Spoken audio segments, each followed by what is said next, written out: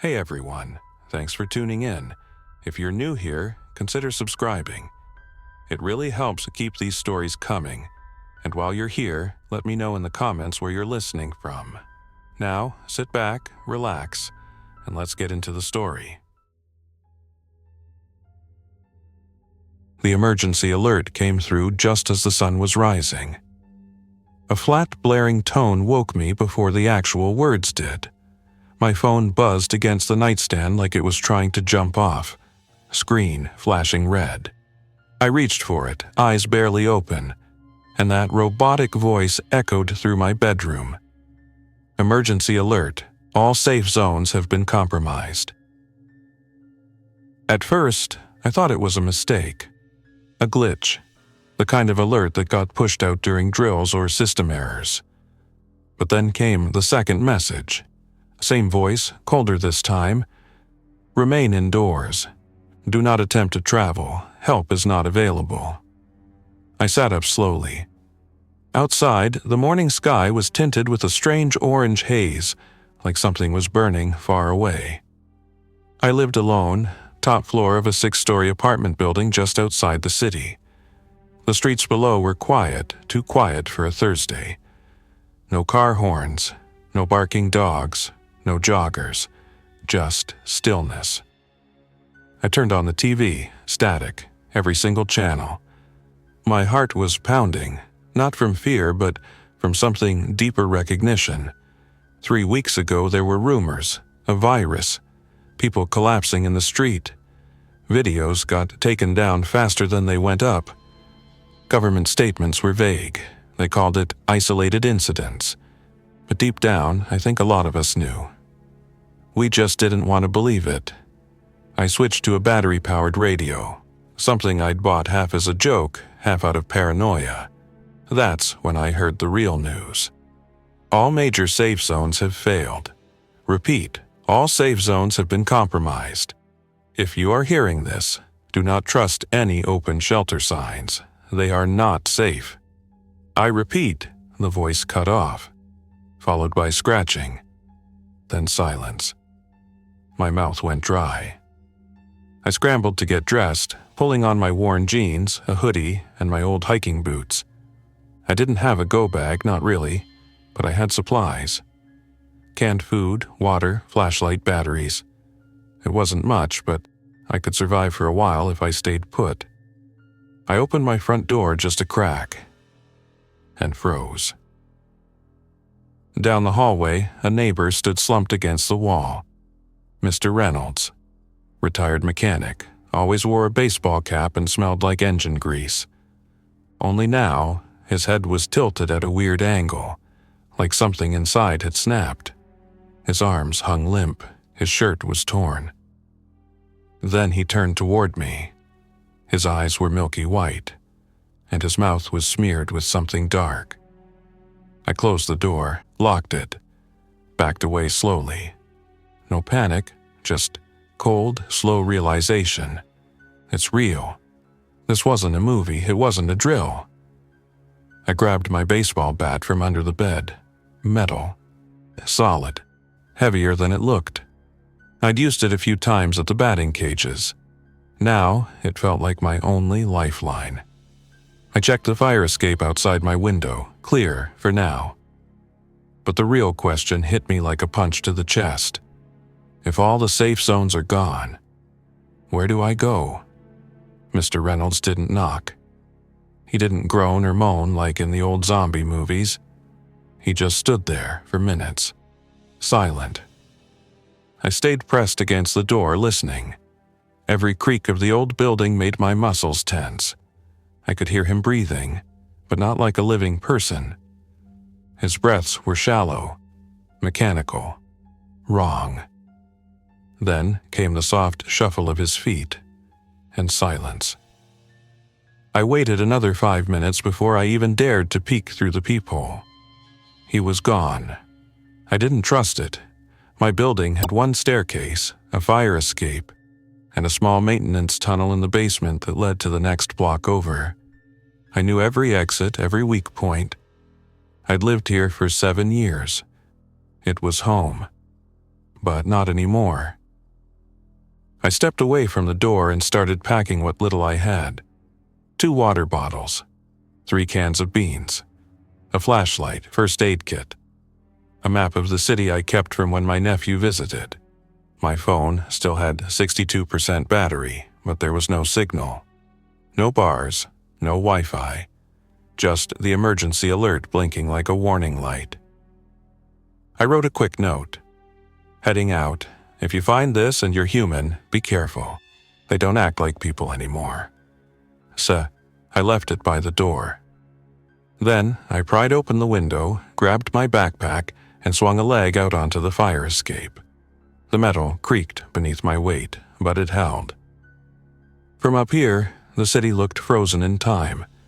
Parked cars sat at odd angles in the street. A bus was tilted sideways on the sidewalk, its front windshield cracked like a spider web. Smoke curled from somewhere downtown, rising slow and steady like a signal. I didn't see a single person. But I did hear something. Down the alley, hidden behind dumpsters and shadows, came a dragging noise, followed by a wet thud, then another. I crouched low, kept moving. Each step of the fire escape felt like it echoed forever. A pigeon suddenly flew out from under a ledge and I nearly fell backward from the jump scare. I gripped the railing hard, knuckles white. Focus, breathe, one step at a time. I reached the second floor and stopped. A window was open, curtains blowing in the breeze. I peeked inside. It was empty, mostly. Blood smeared the walls. A trail led into the hallway, but no bodies, no movement. I crawled through, quick and quiet. This was Mrs. Arlo's place. She lived alone, sweet lady, used to leave banana bread by my door when I helped her with groceries. Now her table was overturned, the couch soaked with something I didn't want to think about, and her cat was lying still in the hallway, eyes wide open. I looked away. I made it to her front door and peeked out. The hallway was empty. The stairs were just down the hall. If I could get to the basement, I could reach the service tunnel. That was the plan. Except, plans don't mean much during an outbreak.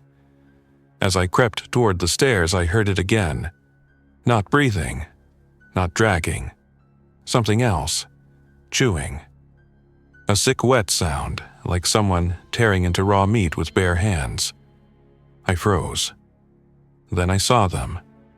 2 figures hunched over a third body, torn clothes. Exposed bone, their faces twitching with jerky, unnatural movements. One of them raised its head, and its eyes met mine. They didn't yell. They didn't scream. They just charged. I ran. No time to think, no time to blink. My boots pounded the floor as the 2 things chased after me. Barefoot, fast, and silent. They didn't stumble like movie zombies. These ones were coordinated, determined, like they still remembered how to hunt. I slammed through the stairwell door and flew down the steps, gripping the rail to keep from falling. I could hear them behind me, skin slapping tile, fingernails scratching metal. 4th floor. 3rd. 2nd. I skipped the last few steps and hit the 1st floor hard, almost twisting my ankle. My shoulder slammed into the basement door, and it popped open with a groan that echoed like thunder. Darkness swallowed me. I didn't stop to find the light switch. I just kept moving. The basement smelled like dust, old paint, and something else now. Something sour. Rancid. I used my flashlight but kept it low, aiming it at the floor. Didn't want to draw too much attention. The storage rooms were all open. Crates and plastic tubs had been knocked over. Someone else had been here. Recently, there were bloody handprints on the door leading to the maintenance tunnel. I hesitated, just for a second. Then I heard the stairwell door burst open behind me. They were still coming. I yanked the latch and ducked into the tunnel. It was tighter than I remembered. Damp concrete walls closed in around me as I moved, bent low. Pipes lined the ceiling, some dripping water. The tunnel curved left, then right. My flashlight flickered. I hit it once, and it steadied. Behind me, soft feet scraped across the concrete. Still following. I picked up the pace. Sweat ran down my back. My legs burned. The tunnel stretched further than I thought, like it had been expanded since I last saw it. Then, finally, I saw the end. A small metal door rusted shut. I dropped the bat, braced my shoulder against the handle, and pushed. Nothing. The dragging behind me grew louder. I gritted my teeth and slammed into it again. This time, it gave a little. Again. The door burst open, and I stumbled into another basement. Brighter. Cleaner. Looked like the bottom level of the grocery store next block over. I kicked the door closed and dragged a shelf in front of it, heart pounding in my ears. Silence. Then bang! They hit the door. But they didn't scream. They didn't growl. They just hit it. Over and over. Methodically. I backed away slowly, bat in hand, flashlight shaking. Eventually, the banging stopped. I stood there for maybe 5 minutes, frozen, listening to every creak, every shift in the air. When I was sure they were gone, I climbed the stairs to the main store. The shelves were mostly empty, picked clean during the first wave of panic. I found a few protein bars, a bottle of water, and some gauze near the pharmacy counter. Better than nothing. Outside, the world was changed. Not just empty, broken. Streetlights flickered like dying stars. Cars were left running in the middle of intersections. Smoke trailed into the sky from 3, maybe 4 directions. I could see signs in shop windows, painted in rush, shaky handwriting. Shelter here. We have food. Safe. But now, I knew better. The alert wasn't lying. All safe zones were gone. There was no rescue coming. No quarantine. No cleanup. Only survival. And I had no idea how long I could keep that going. I stayed in the store for a few hours, tucked behind the counter. The power was still working, barely. The emergency lights flickered on and off. I tried turning on a small battery-powered radio someone had left behind, half expecting static. But I got something else, a voice. Faint, crackling, but clear enough to make out. If you can hear this, we are safe. Head north, stay off the main roads, avoid the city center. Repeat, if you can hear this. I sat there, frozen. It was the first human voice I'd heard all day. I twisted the dial, trying to make the signal stronger, but it was no use. The message looped, then cut into static. I couldn't even tell where it was coming from. No location, no time, nothing. Just a voice. North was all I had. So I made a decision. I stuffed the radio in my pack along with everything I could carry, food, water, batteries, taped my flashlight to the end of the bat so I had light and defense in one hand. Then I took a deep breath and stepped outside. The air smelled like ash and metal. Something was burning nearby. It wasn't even noon, but the sky looked gray, heavy, like a storm was coming. The streets were deserted. Not a bird, not a car. Just silence. I kept low and stuck to the shadows, moving block by block. I saw signs of them everywhere. Blood trails smeared across glass doors. Broken barricades. Abandoned shoes, phones, backpacks. Things people dropped while running. And the silence. It never felt peaceful. It felt like the city was holding its breath. Near 8th Street, I saw my first real group. 5 of them. Standing still in the middle of the road like statues. Heads twitching side to side. One of them was covered in what looked like a postal uniform. Another wore a red hoodie with a ripped sleeve, stained dark. Their eyes didn't blink. I ducked into an alley and waited. Held my breath. One of them suddenly jerked its head in my direction. It didn't move, but the rest turned too, like they were all connected.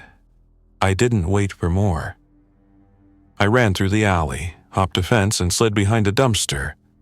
My breathing felt too loud. I clutched the bat tight and listened. They didn't follow.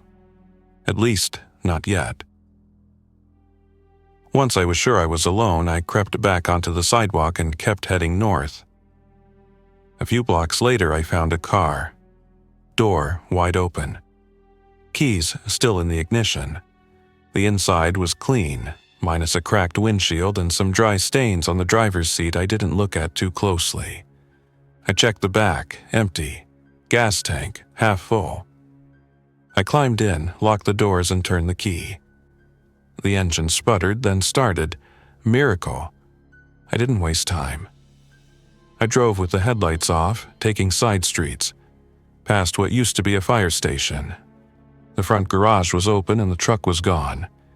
A nearby body lay half covered in gear, helmet cracked, axe still in hand. I didn't stop. A block later, the radio kicked in again. If you're hearing this, you're not alone. Keep moving. Stay quiet. We're north of the Ridgeway Bridge. Location. Finally. Ridgeway was at least 10 miles out. If the bridge was still intact, I might have a shot. But then I heard something else, this time outside the car. A deep metallic bang behind me. I checked the rearview mirror and saw a movement. Not just one, a whole group, running. Fast? Too fast. I hit the gas. I pushed the car as fast as I could without drawing too much attention, but it didn't matter. They were behind me. At least a dozen, maybe more, tearing down the street like wild animals. I swerved around wrecks, dodged a flipped truck, and nearly clipped a light pole. The city blurred by. Every block felt like it could be my last. Then I saw the bridge. Ridgeway. It rose out of the ground like a lifeline, stretching across the river that split the city in two. Past it, suburbs, woods, maybe that broadcast station. Maybe help. I slammed the brakes and skidded to a stop behind a half-raised barricade of police cruisers. The road ahead was littered with traffic cones, crushed fencing, and a single tank, abandoned, hatch open, turret pointed nowhere. No sign of people. No sign of help. I jumped out and ran toward the bridge. That's when I noticed the smell. Thick, sharp, like rust and rot mixed into the air. I tried not to breathe through my nose, but it was already in my throat. I climbed over the barricade and stepped onto the bridge. The wind picked up, cold and fast. In the distance, across the river, I saw a tower. Radio antennas. That had to be it. Maybe 20 minutes away, on foot. Behind me, I heard the horde. They hadn't given up. I sprinted across the bridge. The asphalt was cracked in places, and the railing on the far side was warped. A few abandoned vehicles sat along the span. One had a shattered windshield. Another looked like it had been set on fire. Halfway across, I slipped. My foot hit something slick, and I went down hard, palms scraping across the road. I looked down and saw a patch of dark red, fresh, still wet. Someone had been here. Recently. I scrambled up, heart pounding, and kept moving. Then I heard it. Footsteps. Not from behind. Ahead. I ducked behind an old SUV and peered over the hood. There was a figure near the far side of the bridge. Not like the others. This one wasn't twitching, wasn't growling. They were wearing a jacket, a real one. Tactical gear maybe, holding a flashlight, slowly sweeping the road. I raised my hand. "Hey," I whispered, trying not to shout. They looked up. For a second, I thought I was saved. Then the flashlight beam hit me, and behind them something moved. Fast. The figure turned and didn't even get a word out before the shadow was on them. I heard the body hit the pavement. I didn't look twice. I ran. The end of the bridge was maybe 100 yards away, and I covered it in seconds. Vaulted the railing, dropped into the ditch below, and kept running through the weeds. Behind me, I heard the horde reach the bridge. Then I heard screaming. Not mine, not the person on the bridge. Theirs. It was high-pitched, not human, almost like they were calling to something. And something was answering. I reached the edge of the forest and ducked under a chain-link fence. My chest felt like it was going to explode. My legs were rubber, but I didn't stop. Not yet. The radio signal was getting clearer. I pulled it out of my bag, turned it up. Less than 1 mile from the tower. If you're hearing this, follow the beacon. We have supplies. We have light. We are still here. Still here. I didn't know if I believed it. But I had nothing else left. I pushed into the trees, following the blinking light barely visible in the distance. 1 step at a time, bat in hand, ears sharp. Because if the safe zones were gone, and this was all that was left, I had to make it. The forest was quieter than the city, but not peaceful. Every branch that snapped underfoot made me freeze. Every rustle in the trees sounded like a whisper. My flashlight's beam jittered in my shaky hands, barely cutting through the shadows. Still, I moved toward the beacon. It blinked like a heartbeat in the distance, red and slow, on top of a tall structure that poked above the treetops. The radio was alive again. "You're almost there. Don't stop now. Look for the floodlights. We'll see you." Those words kept me going. I climbed a steep hill, slid down the other side, and found myself in front of a chain-link gate. The sign read, "Emergency Broadcast Center authorized personnel only." The fence had been cut open. Jagged edges bent back. Someone else had come through here. I ducked through and stepped into the clearing. That's when I saw it. The tower. A tall, skeletal structure lined with antenna dishes, blinking lights, and thick power cables. Below it sat a bunker-like building, steel doors, floodlights, and mounted cameras. One of the lights clicked on when I stepped closer. "Identify yourself." A voice boomed from a speaker above the door. I held up my hands. "Just me," I said. "No one else. I've been hearing your signal." There was a pause, then a hiss. The door slid open a crack. "Get in, now." I didn't argue. I ran inside. The door slammed shut behind me. Thick bolts locked into place. Inside it was dim but warm. A small entryway lined with cots, gear lockers, and shelves of supplies. A man in his late 40s stood there, holding a radio handset. His eyes were tired but sharp. "You're lucky," he said. "Most don't make it this far." Is this a real safe zone?" I asked, not sure if I wanted the answer. He nodded once. "Not much left of the old world, but we're trying to hold what we can. You're the 3rd person today, first one who wasn't bitten." He didn't have to say what happened to the others. I sat down on a nearby cot, letting the weight of everything finally hit me. That's when I heard it, muffled through the concrete walls. A low, distant roar, a sound like thunder, but not from the sky. The man turned toward a security monitor. Cameras showed the perimeter, the forest, the fence. Figures were moving out there. Dozens, maybe more. "We've got to lock it down," he muttered, grabbing a switchboard. "They're getting smarter, following signals, following survivors." He turned to me. "You brought the horde with you, didn't you?" I didn't answer. I didn't need to. He hit the emergency lockdown. Steel shutters slammed over the windows, lights flicked to red. An alarm buzzed once, then fell silent. To anyone still out there, the man said into the radio, voice calm, steady. "If you can hear this, you're not alone. Head north, stay off the main roads, avoid the cities." The message continued to loop, just like before. The signal that saved me. And now, maybe it would save someone else. But deep down, I wondered, how long can this place hold? How long until the tower goes dark like the rest?